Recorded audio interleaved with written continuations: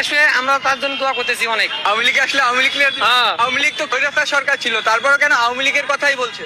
আমরা আওয়ামী লীগের ভালো ছিলাম, অনেক চাল পেতাম সরকার থেকে, 2-3টে চাল পেতাম, এখন একটা পাইনি। মাসে 30 কেজি রেশন কার্ডে চাল পেতাম, ওটা পাইনি। মাসে একটা দুস্থ মাথা 30 কেজি করে চাল, প্রতি মাসে 30 কেজি চাউলটা তো পাই আমরা। চাউলটা তো আমার খাওয়া পেট চলে আমাদের নাকি?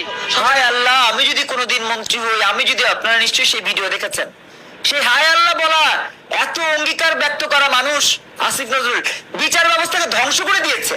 তিনি বলেন আমি কি করেছি, দেখেন আমি এটা করেছি, দেখেন আমি ওটা করেছি। একটাও কি জনবান্ধব? একটাও কি বিচার বান্ধব? একটাও কি আইন বান্ধব? সব হলো বোগা। বাংলাদেশে পড়ালেখা এখন আগের মতো নেই, তারপর মানে সব দিক থেকে খারাপ বাংলাদেশের অবস্থা।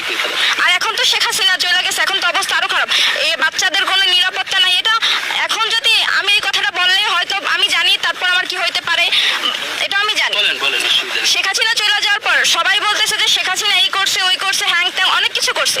আসলে আমরা মানে আমি হবার পর থেকেই শেখ হাসিনাই মন্ত্রী ছিল, প্রধানমন্ত্রী। তো ইনি চলে গেছে, তিনি চলে যাওয়ার পর মানে কোনো ছোট ছোট বাচ্চারা নিরাপত্তায় নেই, সব জায়গায় ধর্ষণ, শুধু ধর্ষণ। এই আমাদের বরগুনাতে ধর্ষণ হইতে আছে, ধর্ষণের কোনো ই নেই।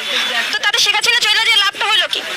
তাতে তো আমাদের অবস্থা আরো খারাপ। আমরা মেয়েরা কোনো জায়গায় সেফ না ভাইয়া।